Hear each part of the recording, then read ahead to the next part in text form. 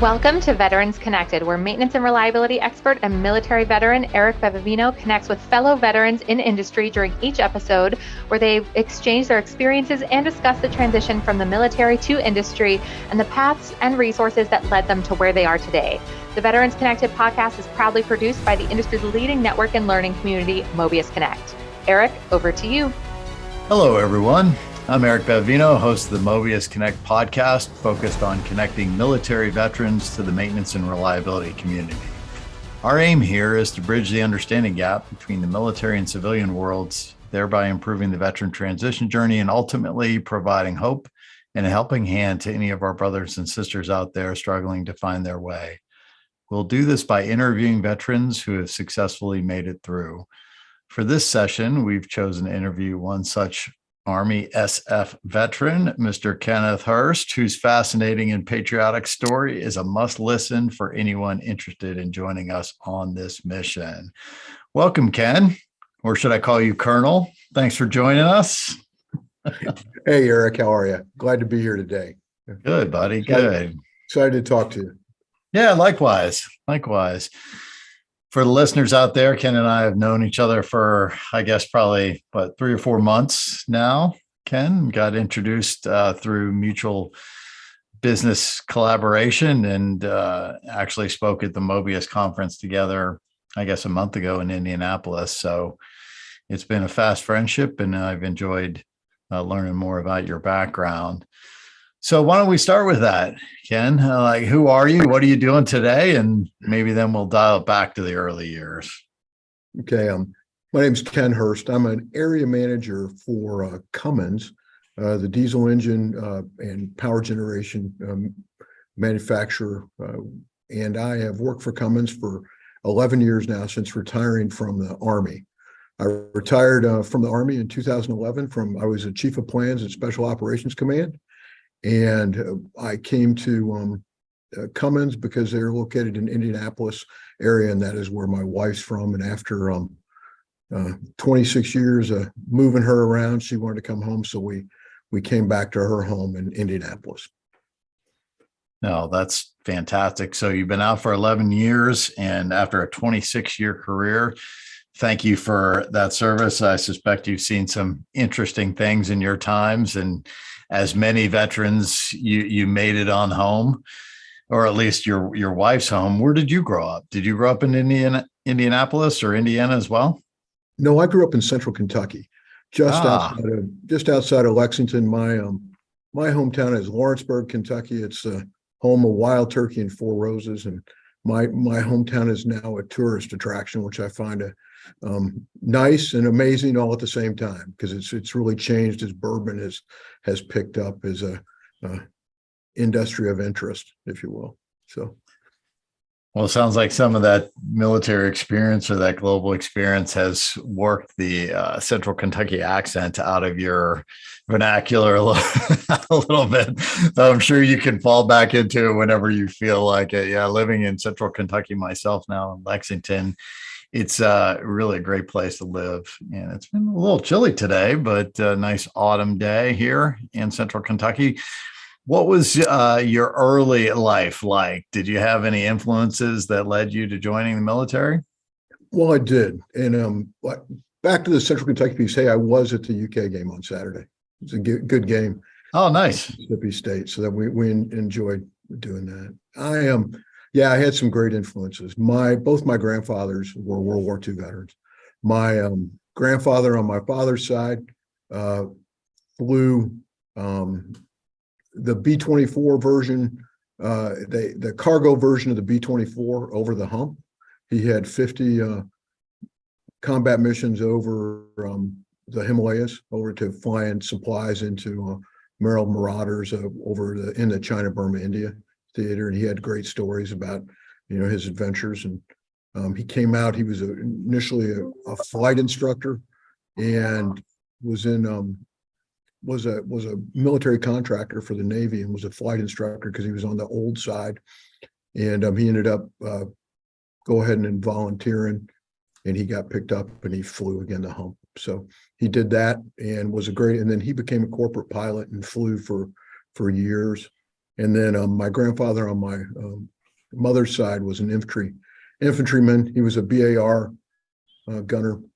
He came into Normandy about 45 days after the invasion, and then he worked his way up. He saw some pretty extensive combat, had pretty serious PTSD when we didn't know what it was. I can remember riding with him, and a thunderstorm rolled up, and he stopped the car and jumped out of the car, and it was pretty serious stuff. He had seen.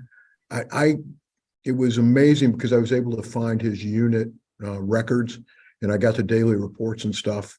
And he had seen some really extensive combat and was had suffered through one of the most extensive artillery bombardments into history up to that point with some of the things that he'd done. And he had some tremendous war stories that he told. And then he was captured. He was a POW, and he was woke up one morning, and when he woke up, his guards were all gone and the Russians were coming, and they evacuated back to the friendly lines.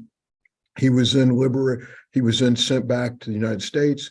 He went to Camp Atterbury, Indiana, and one of the most significant things I remember he would always tell is they told him, okay, you got 90 days furlough, then you come back because we're getting you ready to go in for the invasion of Japan.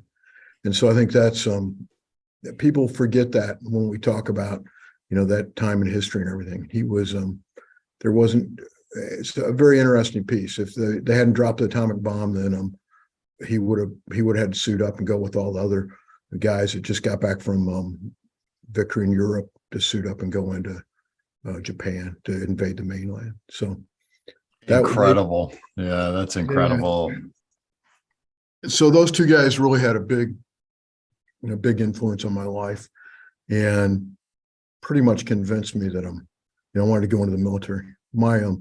I wore glasses at the time for when I got ready to go in. My one grandfather really pushed me. He wanted me to be a pilot, but at that time in the 80s, you couldn't be a pilot if you had glasses. And I actually thought the infantry route was a lot more interesting. And I don't know. I don't know if that's the case necessarily or not, but I ended up going. As soon as I graduated high school, I went into. I got picked up and went into a simultaneous membership program, and so I was in the reserves during the whole time that I was in college, and then I was actually went into senior ROTC as a freshman because I had gone to the basic camp.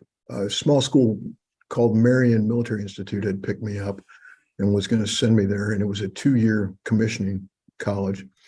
And I met while I was doing my physical, I met the head of ROTC at the University of Kentucky, and he convinced me that I did not want to go to the military school. And they poached me, and I came over to the UK. And so I got commissioned as a sophomore and spent 2 years in the Kentucky National Guard before going on active duty. Nice. Well, you certainly in the ROTC route or whatever it was called at that time, that's what I did at Penn State. You can have a little bit more fun than being in a military academy, I suspect, but there are pros and cons of both. Absolutely.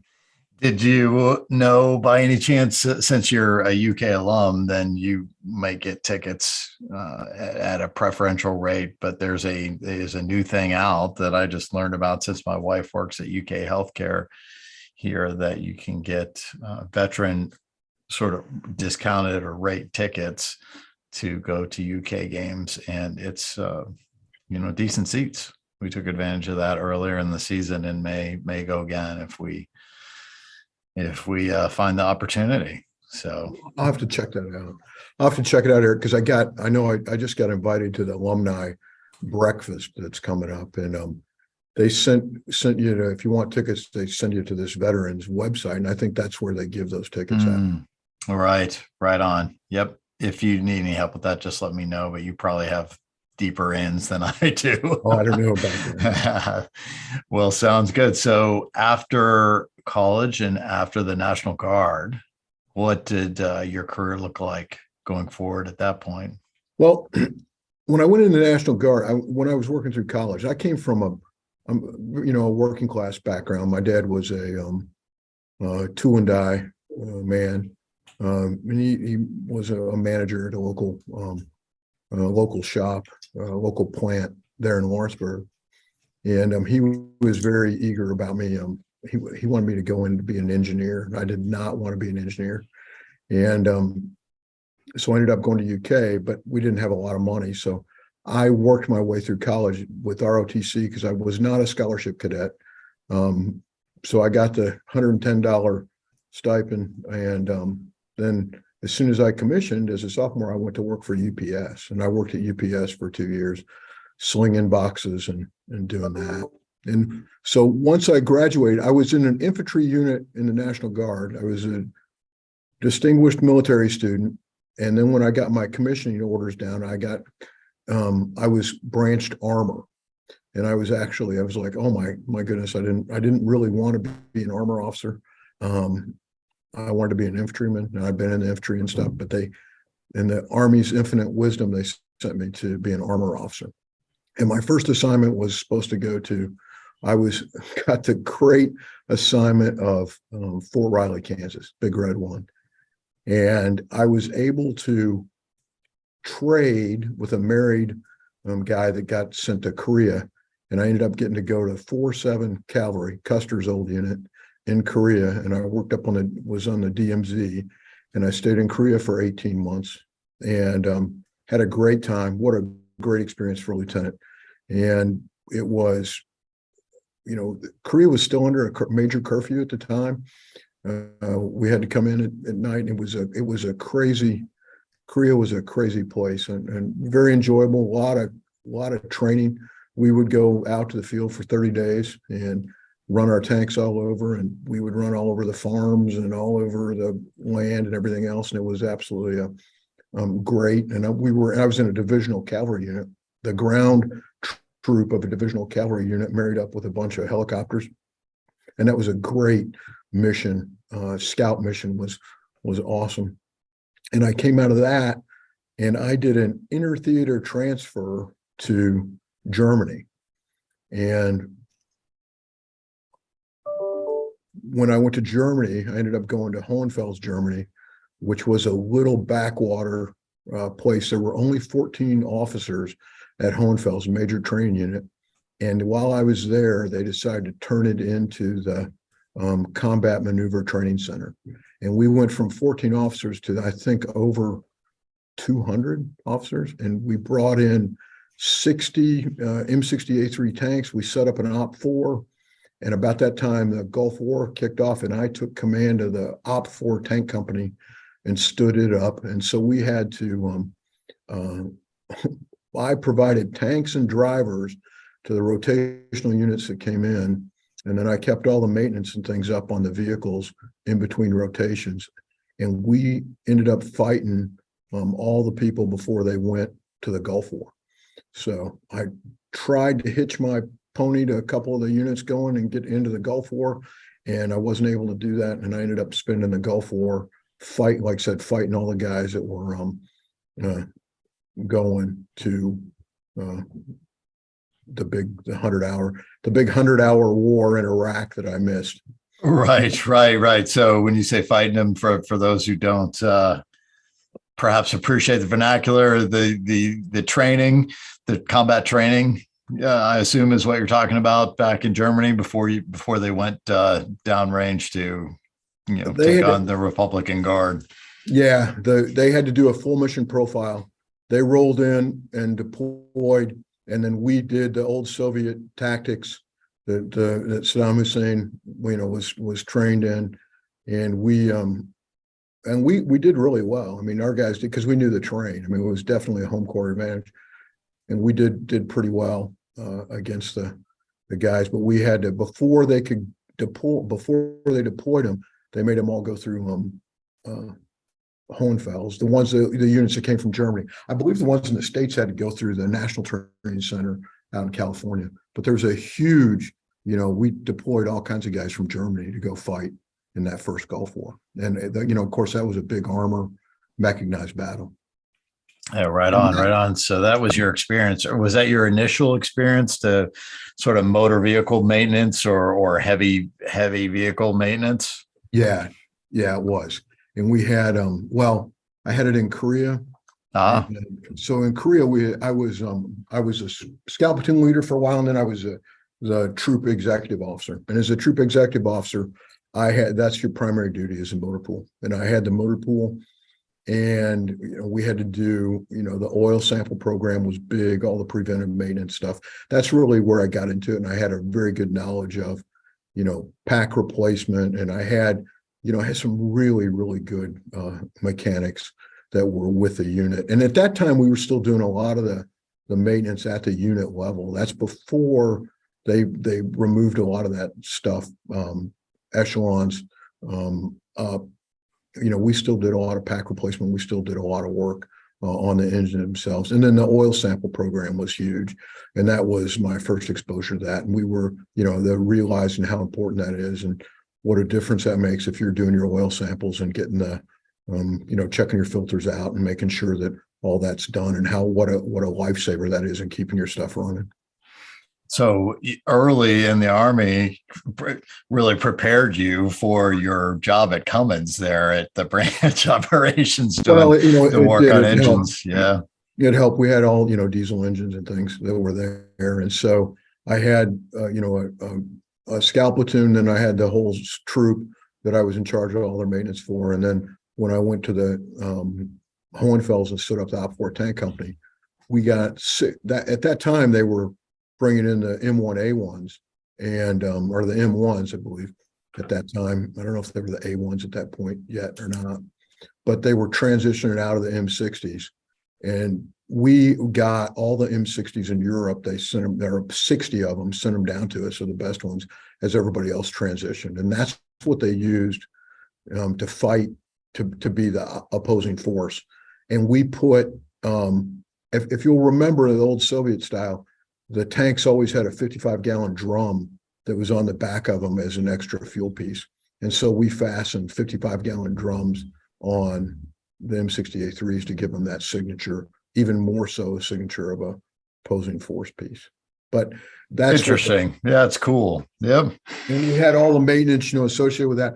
And there's a lot of maintenance spent, a lot of time doing maintenance in those. That's some of the things that helped convince me to go special forces, right? So track vehicle maintenance. yeah, a lot of stuff going on. So, okay. So after Germany, then where'd you go after that? Well, so while I was in Germany and I was, there's a couple of things that happened. It's funny how life works out. A couple of things happened. I had a very successful company command, and I know I called my branch detail and he said, "Hey man, you've had a great, successful command." I said, "Yeah, I want to get to a regular line unit." He goes, "Well, you're not going to a line unit. You're going to go to recruiting, reserves, or ROTC. What do you want to do?" And I said, "I don't want to do any of those." He goes, "Well, you need to pick." And at that time, I've been toying with going special forces anyways. I want to go. And so I dropped my SF packet and I got picked up for SF. And when I came home from Germany, and I had trained extensively with a group of guys, it was 1-4 infantry. We were a Delta company, tank company, and 1-4 infantry, good group of guys. They had been a missile, they had protected the nukes that were in Germany. And as they started, as the Cold War ended, come down, they had brought that unit in and they stood them up as Op4 battalion. And then I was the tank battalion that was in support. And so you had some exposure early on or later, perhaps in your command in Germany, and buddied up with these guys, and they got you tuned in and ready to roll. Yeah, exactly. So, but they would train with me, and I would go. My tank company would go. My tank company would be out, and then I would actually put my ruck on and hike out to them wherever they were. And that was a pretty great training environment. I got all my map reading skills, and map reading in a tank is really tough. Map reading at 40 miles an hour is completely different than map reading at 4 miles an hour, right? So I You didn't got have Google Maps on your phone at that no, point. and it was all Yeah. map, all 1/50,000 map reading, and I got to be a good navigator, and that really helped me being mechanized and then switching to light. It's such a change, and it's much easier to navigate light than it is mechanized. The only bad thing is if you make a mistake in when you're heavy, you can just drive around and come back to wherever you were. If you make a mistake light, in which I've made a few, and you get a couple of kilometers off, I mean, that's a long hike back to get them right. So Foot power instead of engine power gets you back into the absolutely, game. absolutely. Yeah, on track. Fantastic. Okay, so you got in with these guys. They you got limited options from your detailer, and you said, "Yeah, screw that. I don't want to do that. I want to do this." And you got picked up. Yeah. Yeah, I'd been thinking about it, anyways, and it was, and to be an armor officer without having gone to the Gulf War was not a good. That was not a good. Even though I had, facilitated everybody else that went, definitely I was going to be on the. It wasn't a good place to be. I get it. I totally be get an it. armor officer that hadn't gone to the Gulf War was not a good place to be. That's where everybody made their name. So I was able to go through selection. I came home from Germany. I went into selection. I passed selection, and they sent me off to infantry basic. And I came in and I got selected for 5th group in Arabic. And I did my, I went through the Q course, great training, did my whole time. I was old. I was an older guy at that point I was going to ask you, were you approaching 30 at that point, or yeah, over 30? I was. Yeah. So I come out, I tell what happened was I went to, I had tried to get in Ranger School, and I couldn't get in Ranger School because I had been branched armor. And at that point, General Wickham had established it was all they were sending up the 10th, all these light infantry divisions, and they weren't given any slots to armor officers when I went through. So I always wanted to go to Ranger School. And when I got past SFAS and I went through the infantry advanced course, I got into Ranger School, and I went to Ranger School, and I was a captain, and I was 29 years old, and I was probably, if not the oldest, I was in the top 2 or 3 guys of the guys that went through my Ranger class. 29 is pretty old for Ranger School. It seems funny looking back on it now, right? Yeah, 29. Exactly. Every 29-year-old I see looks just like a pup, right? Oh yeah. It's easy to say at this point, but but yeah, and then captains have a terrible reputation. Captains and senior NCOs have a terrible reputation at Ranger School, passing Ranger School, because it's hard to turn your mind off and do some of the stuff you're supposed to do. But I didn't have any problem. I was able to turn my mind off and do that. So I was I completed Ranger School and got picked up, went to the Q course, great experience. Q course had some of the best speakers. They brought at that time in 92, when I went through the Q course, some of the speakers were just phenomenal, Eric. They brought in a guy that had been an SF guy, and then he had to, the CIA picked him up and they sent him in, and he worked with Afghanis. He worked in Afghanistan, and he told us his story of how he had trained Afghanis, just amazing. And to fight the Soviets. Oh yeah, they fight the Soviets. Right, yeah. And the guy was telling us, what a tough duty that was, and they had, and how they had picked him up to do that. It was really interesting. And then they brought the guy in. Another guy we heard speak there was a book called The One That Got Away, and it was about the SAS that put in a bunch of long range reconnaissance SAS guys, and they got rolled up. They got compromised by a sheep herder in Iraq, and they didn't kill him. And he went and told the Iraqis, and they came after him. And so this team proceeded to E&E into Syria and got picked up, and only 2 guys made it out. Well, actually, only one guy made it out. Only one guy made it out. Everybody else got rolled up and were prisoners in Saddam Hussein's prison during that first Gulf War. And he came, and we heard the story before it was a book, before it was anything, and it was phenomenal, just to hear that. So, just Interesting. Sounds a little bit like Lone Survivor. Huh? Well, yeah, it very, very similar to Lone Survivor. And those guys, but E escaped and evaded back into Syria, and just the story was just amazing.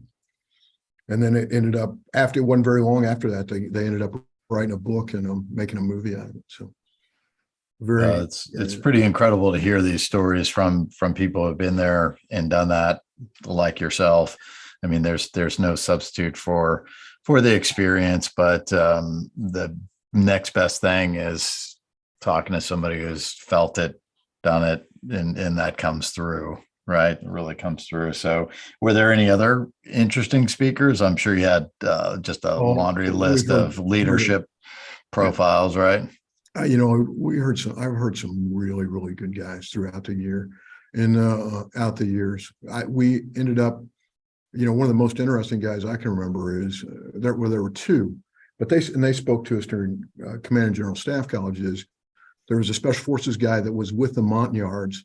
He was a captain when the Montagnards decided to rebel, and they killed a bunch of the advisors and stuff. And he was with them, and he told his full story, and that was really interesting. And then the other one was but really kind of prior to Special Forces stand up, but they were Special Forces. It was just getting ready to stand up. Was the guy that worked with the Koreans in the Korean War and did Special Forces missions with the Koreans, and that was just really interesting to hear those guys that actually had done it, telling these stories about what they had done. And that was really good. So, well, I think the profiles in leadership, and I'm not sure what your opinion is, though we've probably talked a little bit about this in the past, that whether leaders are born or made, nature or nurture, and it's seemingly the more exposure that you get to folks who have lived a life of service,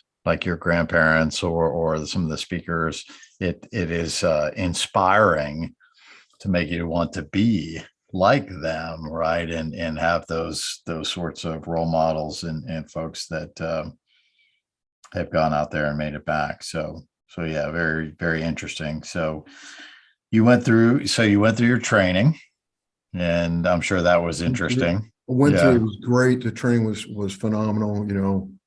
They do a great job. The Q course is a great place. They send you to SEER. Yeah. So I'm trying. I never had the pleasure of going through SEER. Well, but a lot of people I know have. So yeah. Again, I was on the older side. I was the second. There was a National Guardsman that was older than me in the Q course. And so I was a senior. I got to be the senior ranking officer whenever he was in solitary confinement. And he spent a lot of time in the SEER class in solitary confinement, and I got the hell beat out of me on it. They could open hand slap you, and I know you might find this hard to believe, but I got slapped several times for not. And it wasn't probably for a very good reason, I suppose. No, it wasn't. Yeah. And there were two things that were really, one of the worst guys, and this guy wore me out. He looked just like Santa Claus, and he so that I have flashbacks every Christmas about this guy. Right, bad Santa. He truly was a bad Santa. And then the other to guy, Maine for that. Were you up in Maine during the winter? Yeah. No, we were at Bragg. Oh, okay, gotcha. And I actually got pretty lucky because I went through in it was June when I went through, so the weather was good and there were blackberries, and so I was able to eat a lot of blackberries during that time frame. Oh, nice. And we had it, but it wasn't bad. And then they had another guy they called the bearded one, and he was a legend for years. And I literally watched him smack a young man so hard that he knocked one of his teeth out when he was there. at the thing, and we were like, "Oh my goodness!" And I guess we found out there was a big investigation about it and everything. What it was, but I was standing there when he, with several other people. That my other favorite story about that is it was all the captains going through the Q course. It's not funny, right? I'm sure if the that Bible, individual's listening is probably like, yeah, it wasn't very funny at the time either. You never had your tattooed oh my smacked out. God. Yikes. I remember they would they use the communist kind of breakdown of them. They try to get you to break down, and so they put you in groups and they say, okay, tell us what a fault is. Well, tell us what your fault is, and you tell them a fault, and then they would just use that against you and work on you and work on you and work on you and psychologically, try to damn it and work on you with it. And that was part of the training piece. And so one of the guys, they asked him, he said, well, what's your fault? And he said, I don't have any faults. And so they worked on him. But by the time it was all said and done, the whole camp was in doing push-ups. And the guy says, prisoner, prisoner, tell us, what is your fault? And one of the other guys said, tell him you're stubborn. So that was fun. I'll never forget that. And then everybody just broke up, right? So that was that was tough. Smile, that SEER school was tough, man. And they put you in a box. And of course, I was an armor officer, had to come as an armor officer. The confinement stuff didn't bother me. I spent so much time in a tank. I wasn't too bothered by it. But a lot of the guys, that really bothers them. Yeah, that's helpful. Yeah. Interesting. Well, great. And then jump school and all that. Where'd you head to next?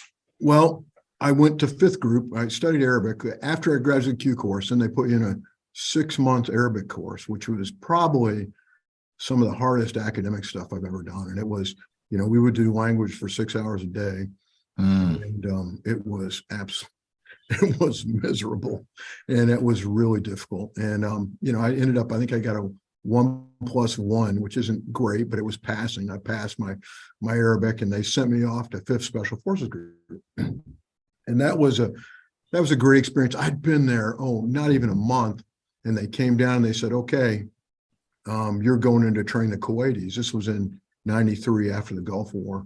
And what a great experience that was. As a special forces guy, because I was had an armor background, I got to advise a Kuwaiti tank battalion. And they had the Yugoslavian version of the T-72 tank. And okay. So I had a tank battalion that I was advisor of, and we set them up at Tank Table 8. My A team actually did, you don't hear about this, but we had all the Humvees and stuff, and we trained this Kuwaiti tank battalion. And I spent 3 months with them, and it was a tremendous experience. And what was really interesting is they had bought these, I think they were M84s. It was a Yugoslavian version of the T-72 tank.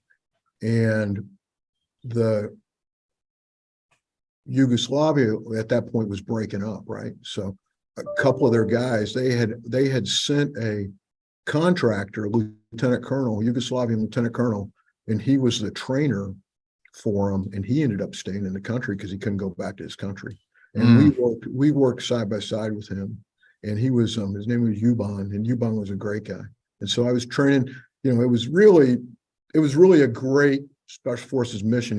You always think about guys parachuting in and way behind enemy line stuff, but with the FID mission and with us being with a tank battalion, it was an excellent mission. It was really good.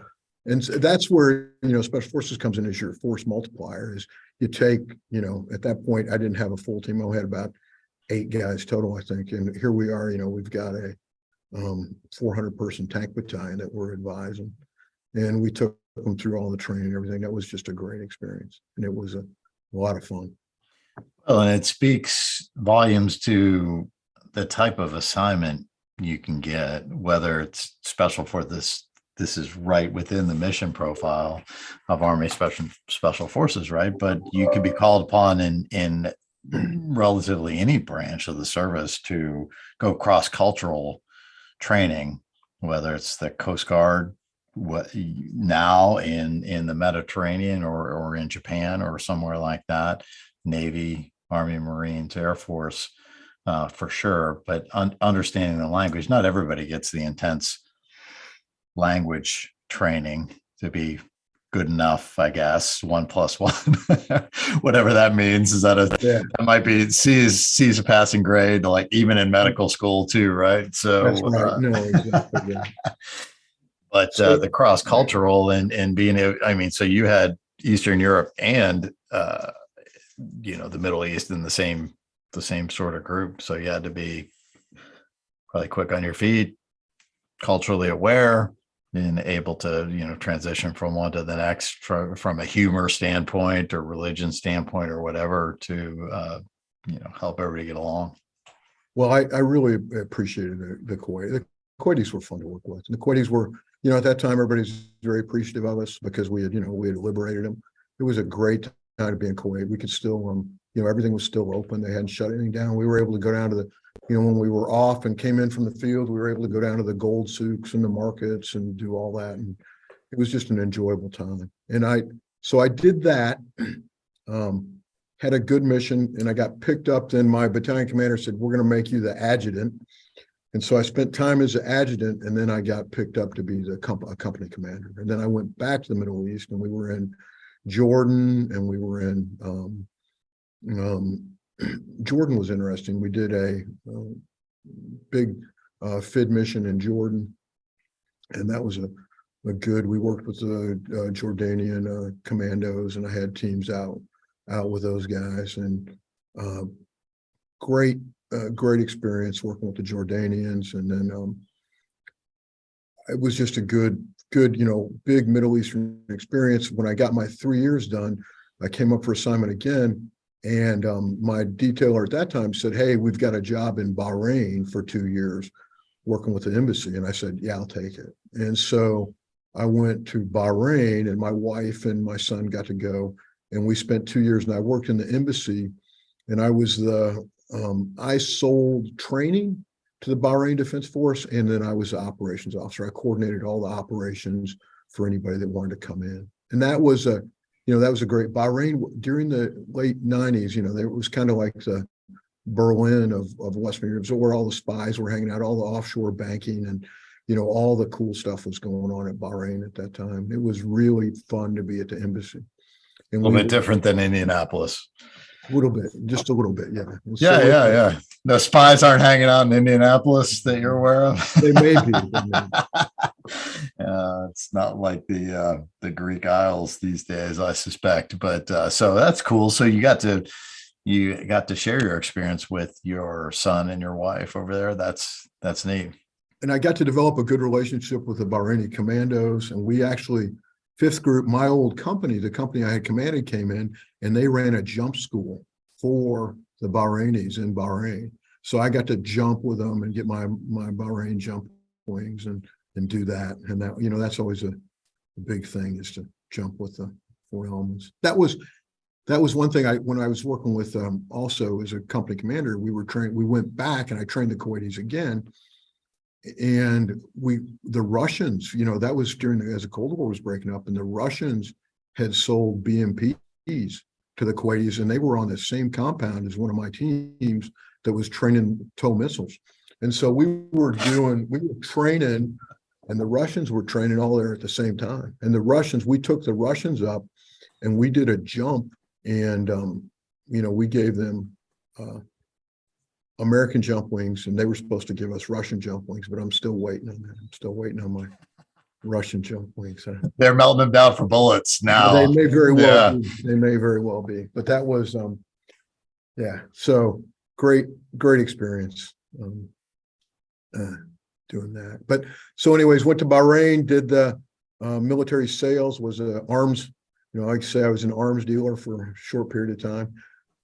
They had, the way the embassy was set up, they had the Office of Military Sales, Office of Military Cooperation, OMC, and we had a naval rep, and we had an Air Force rep, and we had an Army rep, and then I was the training rep.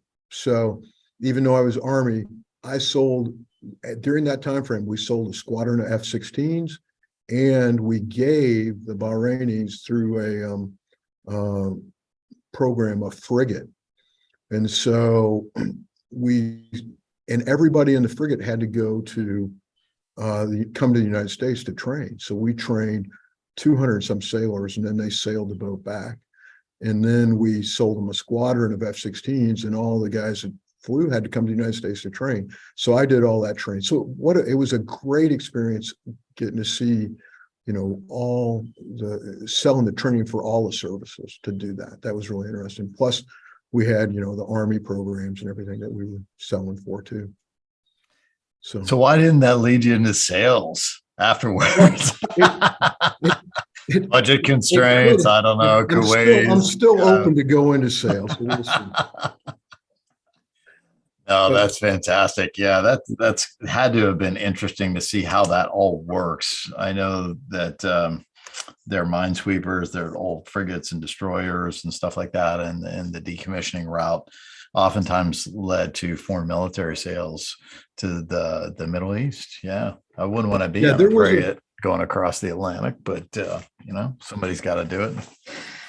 Yeah, there was a Coast Guard detachment that was in Bahrain over there, and there there is a admin support unit. They call it an ASU because they didn't want to have a naval base, but there is a naval presence in Bahrain, which was nice. We weren't completely divorced from all military things because there was a small naval presence there, but it was an interesting time, an interesting place to be. Well, and again, for people that don't understand or aren't as familiar with the type of postings that veterans can get into, I mean, really working in an embassy, Department of State sort of property, right? DoD personnel and Department of State, which, oftentimes, there are stereotypes all over, not only between civilian and military, but between Department of State and Department of Defense, that, we're just the knuckle dragging implementers to foreign policy if, peaceful means and economic means don't work out, right? So your experience right in the middle of that, with all that commerce going on and the business with the sale of weaponry and chips armament and really a foreign policy is pretty advanced, right? I mean, that you have to, I suspect you interacted with the staff at the embassy quite a bit, perhaps the ambassador. We were, the ambassador, we were very close to the ambassador, and the ambassador, he liked us generally. This happened. So all the military guys laughed about it. So they would host these big embassy parties and they would bring people in, and the military guys would usually be there first and leave last. And that's just, how it was. And I mean, we were tradition, right? Tradition. Yeah. Well, finally the ambassador sent a note out and said, listen, these parties we host, they're not for you. if you are coming to the party that we host and you are leaving early and not interacting with the people that we're bringing, then you're not doing this right. And it was not directed towards us, right? Not the special forces guy and then the guy. We were fine. We interacted, we enjoyed being there and doing all that. And, but it was literally towards the State Department staff that was. Oh, interesting. That was not towards us. It was towards the State Department. Get out of your introvert program and shake some hands and network and entertain the crowd. Okay, well, that's interesting because my mind first went to like, hey, you guys are here just you guys are here just drinking the free booze and hanging out in uniform and whatever. But oh well, that's funny. That's great. What a great story. So that was that was just and during that time frame, 97, 98 timeframe is then when Saddam Hussein started acting up again, the war. And so we deployed a bunch of fighter jets to Bahrain, and then they proceeded to enforce the no-fly zone and bomb Iraq again during that time frame. If you'll remember, all that was going on. So we had all these things going on, and on short notice, we did expeditionary unit came into Sheikh Issa Air Base and flew F-16s into Iraq and stood up that and kept the no-fly zone and kept Saddam Hussein in line during that time frame. So Nice. it was truly an interesting time to be there. Well, So cool. Have we covered everything that you wanted to cover in your career yet, or you got another couple interesting? I know you jumped in Normandy, right? For one of the anniversary. After Bahrain, I came back and went to Command General Staff College, which was a good experience. Then I went to 1st Special Forces Group and was in the Far East and served in the Far East. I was a Battalion XO and Group XO. And then I got picked up for command and went to 10th Special Forces Group, and I commanded a battalion. I got picked up to command a battalion, and I stood up a support battalion. I was waiting to take command of a line battalion, and during the invasion, which was probably the most best experience of my career, was commanding the support battalion and then commanding the line battalion in 10th Special Forces Group. When we stood up, we put the war plan started. I mean, they started in the fall of 2002 for the doing it, and then in December it looked like it was really picking up steam. And I got to go to Turkey and do some advanced party stuff, and I was involved in buying 170 Land Rovers from the factory, and we shipped those into Turkey into a bonded warehouse and sent guys over and modified them so we could mount stuff on them. And when the invasion kicked off, the Turks wouldn't let us get them. So they were locked in a warehouse, and guys were literally, we went in with a bunch of money, and A-teams were literally buying vehicles off the street until the Turks released it. And then during that time frame, the Turks, we had gone in and we were supposed to base out of Turkey. The Turks would not let us come in there. And we went into Romania. The Romanians, who were very familiar with authoritarian government at that time, opened up and they let us come in. And so when we did the invasion of Iraq, I was staying in a suite at the top of the Best Western in Constanta, Romania, on the Black Sea. And it was a great experience. And then the A-teams went in, and when they went in into the northern Iraq, where we stood up the northern front, they flew up. The Turks would not let them overfly their airspace. I was the number 2 in charge. The group commander had moved forward, and he was on these aircraft with 5 special forces guys, or 5 plane loads of special forces.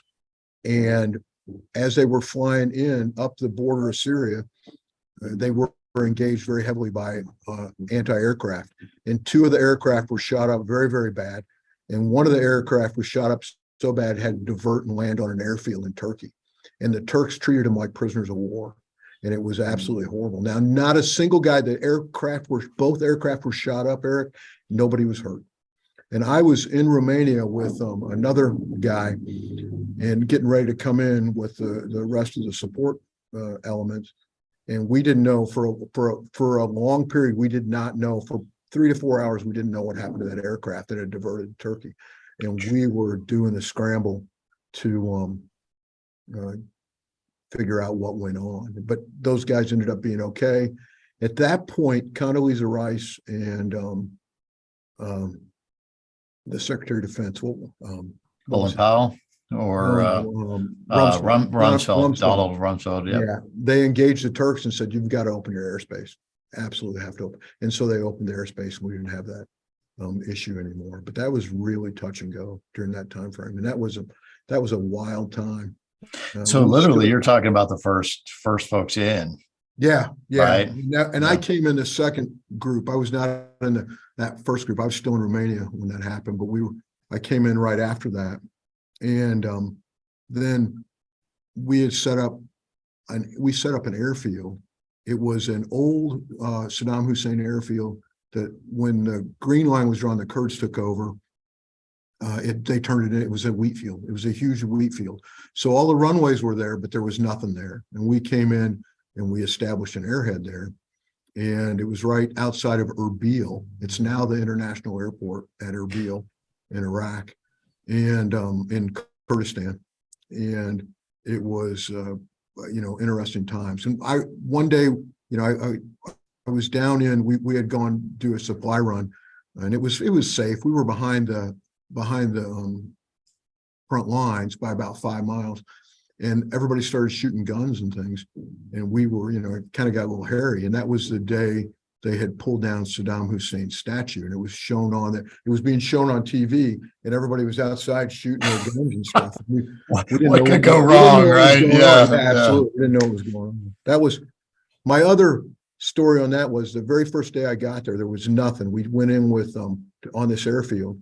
There was nothing on the airfield, Eric, and we took 2 tents and a couple of generators, and we were contracting to get food brought in, and we had this Kurdish guy come in, and it was absolutely the most beautiful day, beautiful blue sky, and they set up tables for us, and they had little guys in waiters suits. They had 2 guys in waiter suits with little bow ties and the whole thing, and they were serving myself and my sergeant major coffee as we're negotiating this contract with them. And about 5 miles in front of us, there's B-52 strike going in, and I could see the B-52 just pounding the hell out of these poor Iraqi conscripts there, and we're literally drinking coffee. Surreal, right? Very surreal. That's what's war is like that. It's just, you have these moments of just complete. It is very surreal, here, and I'm feeling about half sorry for these poor conscripts that are. Now, I was feeling sorry for them because they were just getting pounded by these B-52s. And here I am drinking coffee with on China. They brought China. It was China cups, because as we're drinking coffee, negotiating this contract so we can get food brought into us.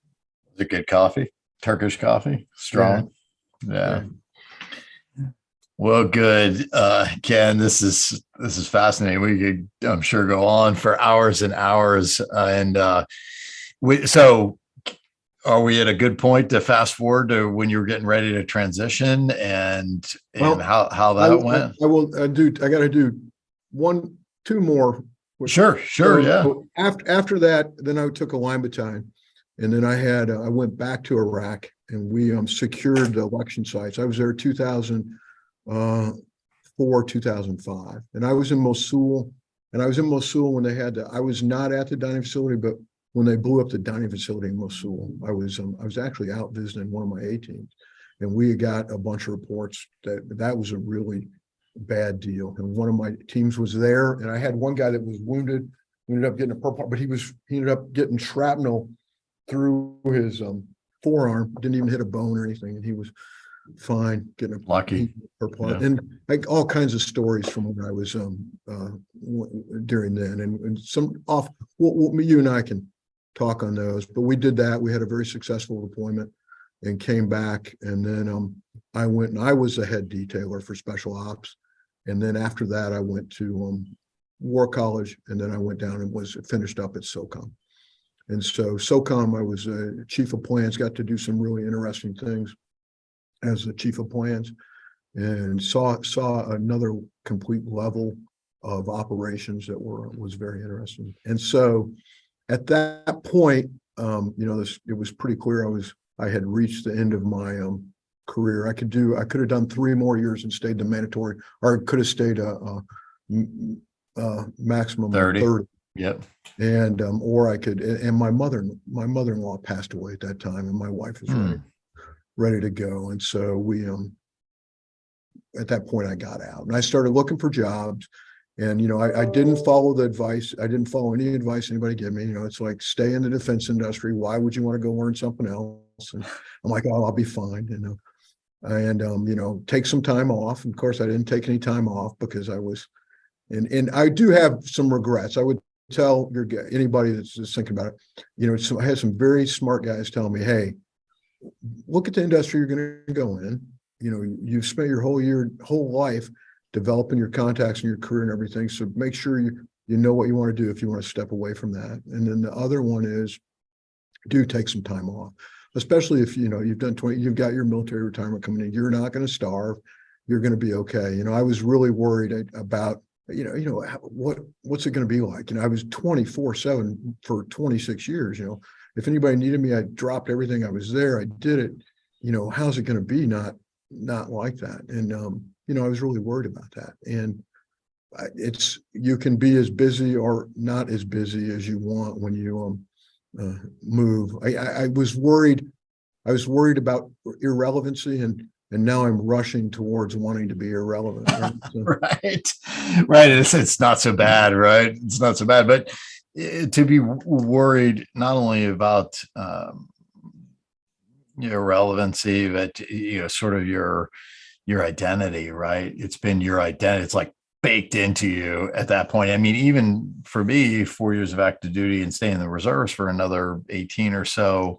I mean, it's part of you, and you don't have to let it go. It doesn't have to be extracted like an appendix or anything like that. But certainly there are folks that they're so used to the stress level and the high speed activities and everything like that, they die of a heart attack, or they just can't take the slow down pace. So being ready for that and taking some time to adjust, I think, is great advice. And using your network. I mean, it can be really clunky if you just try to use what's out there, especially what the Department of Defense provides. Sometimes good, sometimes not so good, but your friends and relatives and the people that you've served with that have gone before you are your best avenue, I believe. And it sounds like for you, perhaps too, to get you in the right spot. Well, veterans have helped me throughout, right? And then I've tried to be a big advocate for veterans here at Cummins, and I think I've been able to do that. But, I took the first job. I went briefly, was a defense contractor for about 3 months. And I really liked the guy I was working with, and I liked the company. But it was in DC, and then he wanted me to potentially go back to Tampa. And I had told my wife if I got a position in Indianapolis, I would take it.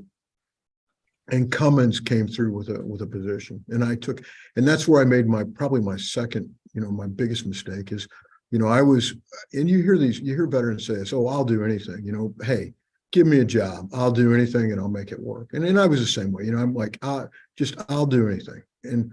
And so I took a kind of and I don't want to sound, I took a job that was, I had really way too much experience for that position. And I was in corporate HR, and I was kind of a junior trainer piece. And it was extremely frustrating. And I ended up doing that for about 2 years. And I ran into a military academy graduate, and he said, listen, I've got an ops job for you if you're interested. And so I went to work for him. I had to quit Cummins and work for the Cummins distributor to do that. And it was a game changer, and it was back in my, my comfort zone. And I was leading people and doing the things that, that I've been trained to do all my life, and that I was good at, and that I continue, I think, to be good at.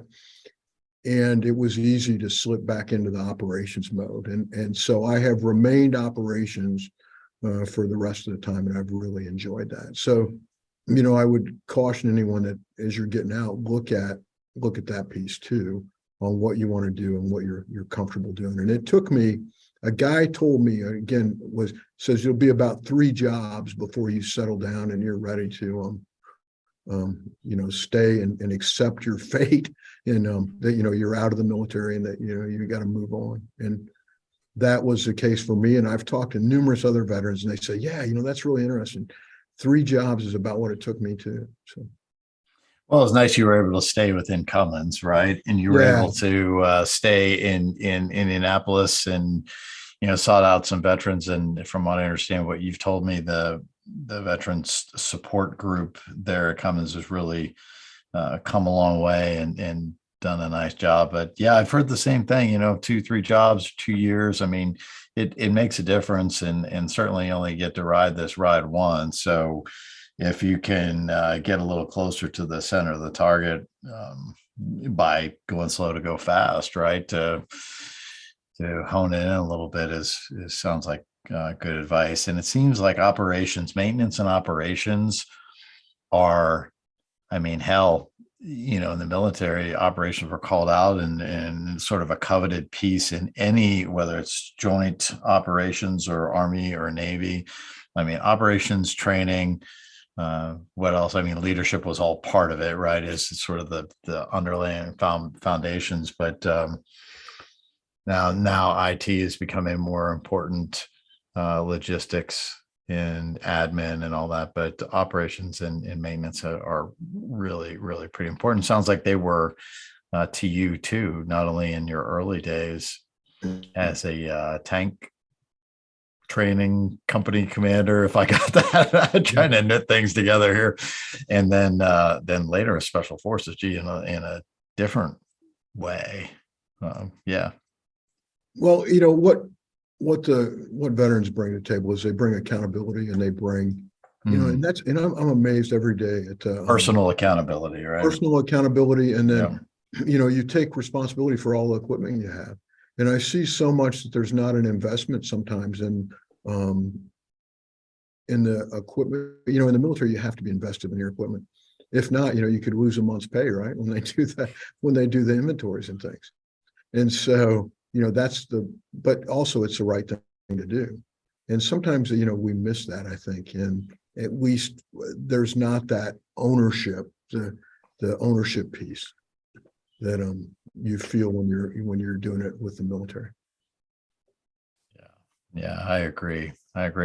So any other advice that you give to folks coming out of the military as they begin their search?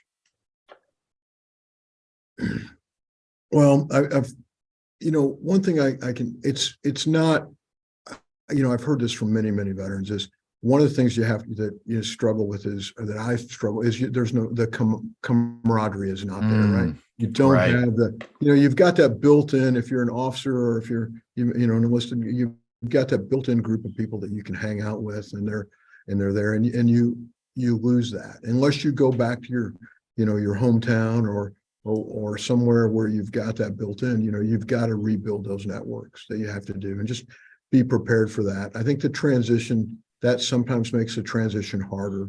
And that, I've hired a few veterans too, Eric. And when I bring them in and I move them, they think, again, they can move anywhere and do anything.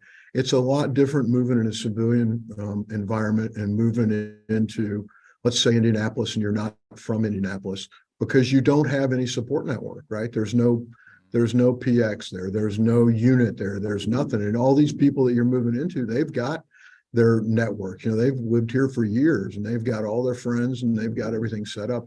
And it's a little bit harder to break into that than, if you move with the military, where, the whole support network's with you. It's all set up and geared to help you. And that's probably one of my mistakes as a boss that I made, is I took a young man and moved him from the military into Evansville, Indiana, where I was working at the time. And he was all about it. And really, it was really difficult for him and his wife, because there was no support network there. And I hadn't even considered that, Well, I think it's partially belonging, right? And appreciating the community, the military community that really rallies around the mission, right? I mean, when folks are out on deployment, whether they're men or women, sons or daughters or whatever, the folks that are left behind is typically knit together to support each other, stay close, and all that. And in community in general is, I would say, a less so today in America. So that's an adjustment, and that's why the transition is so important, and having a support structure, or thinking about support structure with friends and family when you make it. Because what I fear and what I suspect is happening in some cases, where folks, whether they're post-traumatic stress affected or not, just losing the identity and then feeling adrift. And you're taught in the military to drink a certain amount of booze just to be part of the for the fun bunch, right? And if you get back into that, knowledge of firearms and stuff like that can lead to pretty dire consequences. And so I think that advice is really sage and relevant. So thank you for that. So switching gears here a little bit to corporate hiring managers, what advice would you give to corporate hiring managers? I know you mentioned at the Mobius conference the Skill Bridge program that's out there. I don't know if it's probably DoD in combination with Department of Labor. I'm not sure, but what advice would you have for corporate hiring managers looking to hire veterans? Well, we have found at least at Cummins, a lot of our operation managers we are really going towards a lot of military guys in our general management roles.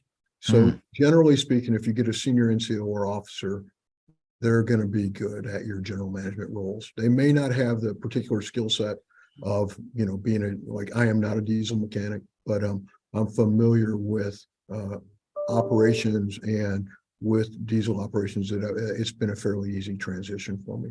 And I think with the military, when you bring a military person in, the versatility, the way they're able to jump in on that is because the military has all the same things. The military has all the same things. And I think civilians, have watched too many, movies, and, you can't lead like they show in the movies. There's not a lot of yelling and all the things that go on. You don't lead anyone like that, especially in the volunteer military. There is, you've got smart people that are there doing things they want to do, and you have to treat them correctly. You have to have a right environment to do that, and that transitions over. Now, sometimes we can be a little direct, but that can be, you can counsel that out. You can work through that, and if a person can't get that, then they may not be a right fit for your organization.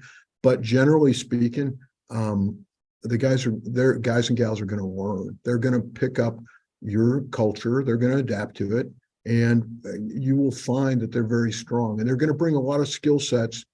Most military at the, NCO and at the officer level, they can work both blue collar and white collar sides. They can, they can relate to the person on the ground, or they can relate to the CEO. And that's a really good skill set to have as you go in. And then the customer service aspect, that's just that ties in very well with what the military does. And they're going to bring a good leadership skill that you may underestimate that, because they won't generally brag about that, but they understand accountability. They understand how to hold people accountability. They've done all the annual performance review stuff, probably better than what as annual performance in your organization. They've done all that, and it directly translates to it. And they bring a skill set that I think gets undervalued sometimes. Without a doubt. And I think the couple of items that you pointed out here are inappropriate stereotypes of folks coming out of the military because of Hollywood or whatever. Right, rigid, you can give people orders and they have to do what you need them to do because that's required by law, and they took an oath and all that type of stuff. And, yes, they took an oath, but that's not how you motivate people to do things. You motivate people to do things through leadership, common mission, objective vision, and that type of thing. So it's really interesting. I think that the stereotype is perhaps less empathetic, but military veterans are, the folks that I've met and interacted with, are some of the most empathetic and people first leaders that you'll meet in corporate America. Certainly in writing performance evaluations and taking that seriously, and mentoring and being able to have hard conversations. Sure, direct is direct when you need to move, or you're going to get blown up, or something bad's going to happen. You got to be able to muster that serious voice whenever it's needed, and not use it as much perhaps in corporate America. But these are really, really valuable points you make here, Ken. So thank you for that. And I think you're spot on. And in your experience in hiring folks to now being out for 11 years and seeing some of what happens is pretty cool. So what, if anything, didn't we cover that you'd like to relate to our listeners here, either vets or those looking to connect with them? Eric, I've really enjoyed the talk. I don't know. I feel like I've said a lot. I hope I've given you what you were looking for, and I've enjoyed speaking with you. And I really don't. I think veterans have a lot to offer to any organization. I also think that you need to involve veterans in hiring of other veterans if you can, because they can also help you screen out. The other thing that I would offer is, if a guy had a lot of trouble in the military, then he's going to probably have a lot of trouble in your organization too. So there's a nugget we haven't heard before. Yeah, that's true. Yep. So, think about that. And if you bring a veteran in, they can kind of tell you. And I can look pretty quickly at somebody's, military resume and say, yeah, maybe we want to shy away from them, or yeah, definitely you want this person. And that's another way to look at it. Or questions to ask, perhaps. Yeah, exactly. Just the translation of the terms and military acronyms, this and that, job roles and responsibilities is quite helpful. So, Ken, if people want to contact you or learn more about what your experience is, what you have to offer, what's the best way to catch you? Are you on LinkedIn and all that? Yeah, LinkedIn would be perfect. It's a great way to contact me. Okay, fantastic. All right. Well, Ken, I seriously appreciate you taking the time to talk to us, and help us on this mission. Before we close, I'd like to remind our listeners to give us a 5-star rating if you enjoyed it. And what we've got going on here will really help us out. So thank you, Ken, and thank you, Mobius, for providing this platform to help transitioning vets as well as those looking to hire them in the field of maintenance and reliability. Thank you, sir. Appreciate it. Thank you, Eric.